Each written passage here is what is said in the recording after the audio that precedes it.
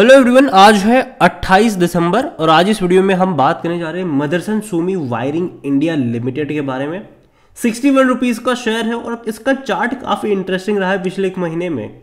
देखा जाए तो 60 रुपये का लो है और 61 रुपीज़ का हाई है। मतलब देखा जाए तो यहाँ पर कोई बहुत बड़ा मूव बना भी नहीं है। अगर तेज़ी आ भी गई तो वापस वहीं पर आ गया, फिर तेज़ी आ गई, फिर वहीं पर आ गया, फिर तेजी आ गई, फिर वहीं पर आ गया। तो देखा जाए तो यहाँ पर ऐसा है कि एक दो दिन तेजी, एक दो दिन गिरावट और महीने के अंत में जहाँ शुरू हुआ था वहीं खत्म हो गया। बात करेंगे कंपनी के बारे में, लेकिन उससे पहले अगर आपने अभी तक चैनल को सब्सक्राइब नहीं किया है तो प्लीज़ अभी इसे सब्सक्राइब कर लीजिए, क्योंकि आगे भी बहुत सारे वीडियोज़ हैं जो आपको काफ़ी ज़्यादा हेल्प करेंगे। तो देखा जाए तो 61 रुपीज़ का शेयर ज़रूर है और ये एक कहते हैं कि ये एक बोनस में मिली हुई कंपनी है, क्योंकि पहले जो मदरसन सूमी कंपनी थी जो कि हाल फिलहाल में संवर्धना मदरसन इंटरनेशनल बन चुकी है, जिनके पास इसके शेयर्स थे उसको उतने ही शेयर्स मदरसन सूमी वायरिंग इंडिया के भी मिले थे।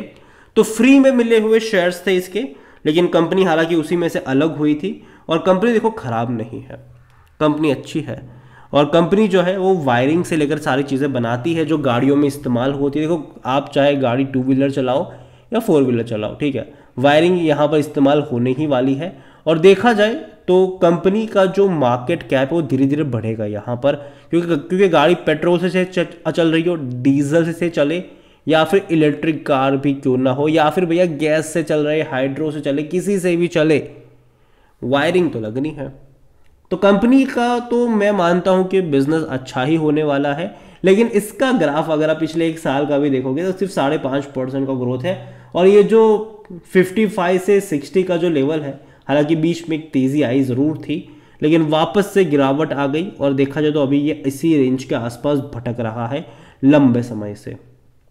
इवन अगर आप इसके लिस्टिंग से लेकर अब तक का ग्राफ देखें तो एक चीज़ क्लियर है कि तेज़ी आती है, करेक्शन आता है, तेज़ी आती है, करेक्शन आता है। और अभी तो भैया कंसोलिडेशन वाला फेज चल रहा है, जहां बाजार ने पिछले एक महीने में शानदार पैसा बना कर दिया है, वहां ये हिलने को भी तैयार नहीं है। पिछले एक महीने में ये हिलने को भी तैयार नहीं है। और वॉल्यूम भी देखेंगे तो भैया 74 लाख के आसपास के वॉल्यूम्स यहाँ पर देखने को मिल रहे हैं। कंपनी में अगर हम बात करने जाए तो भैया कंपनी तो देखो खराब नहीं, अच्छी कंपनी है। और मोतीलाल ओसवाल की बाय कॉल है, यहाँ पर 70 रुपये का टारगेट है। हालांकि पिछले महीने का ये टारगेट था, पर पिछले महीने की ये रिपोर्ट थी। और according to Moneycontrol user 100% लोग कह रहे हैं खरीदारी करो। जहां तक आप कंपनी को लेकर डिविडेंड की बात करें तो वो पे कर रहा है। इस साल इसने 65 पैसा पर शेयर का डिविडेंड पे किया है और जब इसकी लिस्टिंग हुई थी उसी साल इसने बोनस भी पे कर दिया था। तो और शेयर इसका कम हो गया, जो प्राइस था वो कम हो गया, एडजस्ट हुआ था बोनस के हिसाब से, तो ये और कम हो गया। और यहाँ पर आप इनके नंबर्स देखो तो भाई साहब अच्छे हैं। रेवेन्यू अगर हम क्वार्टरली नंबर देखेंगे तो अच्छे हैं, बुरे नहीं हैं। इवन लास्ट क्वार्टर के रेवेन्यू 2104 करोड़ के आसपास के थे और प्रॉफिट भी अगर आप देखो तो अच्छे 155 करोड़ के आसपास का प्रॉफिट था यहाँ पर, एवरेज में कहूँगा इसको। लेकिन वैल्यूएशन के हिसाब से देखा जाए तो 51 का पी है। ना ही आप इसको महंगा कह सकते हो, ना ही आप इसको सस्ता कह सकते हो, क्योंकि सेक्टर पी 53 का है। और 80% एनालिस्ट कहते हैं खरीदारी करो। अगर यहाँ से मदरसन सूमी वायरिंग का शेयर 50 से 55 रुपए की रेंज में अगर जाता है तब ये सस्ता हो जाएगा और बाइंग बहुत ज़्यादा आपको देखने को उस लेवल पे ज़रूर मिल जाएगी। लेकिन अगर यहाँ से 60 से अगर ये 65 से 70 की रेंज में चला जाता है तब ये महंगा हो जाएगा और वहाँ से आपको प्रॉफिट टेकिंग भी देखने को मिलेगी, अगर मैं इसके वैल्यूशन को देखूंगा तो। और अगर आप इनके शेयर होल्डिंग पैटर्न को देखोगे तो प्रमोटर के पास 61.73% की होल्डिंग है। बड़े बड़े इंस्टीट्यूशन के पास क्वांटिटी अच्छी है, 13.91% म्यूचुअल फंड्स के पास है, 3.85% डोमेस्टिक के पास है, 11.08% एफआईएल्स लेकर बैठे हैं। रिटेल और अदर की मिलाकर यहाँ पर 9.43% की होल्डिंग है, जिनमें से रिटेल इन्वेस्टर 6.34% और अदर पार्टीज 3.09% की होल्डिंग लेकर बैठे हैं। देखिए कंपनी मेरे हिसाब से खराब नहीं है, बड़ी कंपनी है, बेहतरीन कंपनी है। इनका जो बिजनेस कह सकते हैं कि भाई साहब जो इनकी मेन पेरेंट कंपनी है जो कि मदरसन संवर्धना, अब तो हो गई संवर्धना मदरसन इंटरनेशनल हो गई है, इसका जो बिजनेस है वो इंडिया के बाहर भी बड़े पैमाने पर फैला हुआ है। और पिछले कुछ टाइम में इस कंपनी ने कई छोटे मोटे एक्विजिशंस भी करे हुए हैं और कहीं ना कहीं एक अच्छा नेटवर्क भी है इनका, जिसका जो बेनिफिट है वो इसकी ये वाली जो कंपनी है वायरिंग इंडिया उसको भी होगा, डेफिनेटली होगा। यहाँ पर इनके क्लाइंट जो है वो इंडिया में कई बड़े बड़े क्लाइंट्स हैं, ठीक है, चाहे वो टाटा हो, चाहे वो भाई साहब सुजुकी हो, मारुति हो, तो वो भी है यहाँ पर। और कहीं ना कहीं मैं मानता हूँ कि बिजनेस अच्छा रहेगा, लेकिन अभी अगर आप देखोगे तो ये अटक रहा है, लंबे समय से ये अटक रहा है इस रेंज में।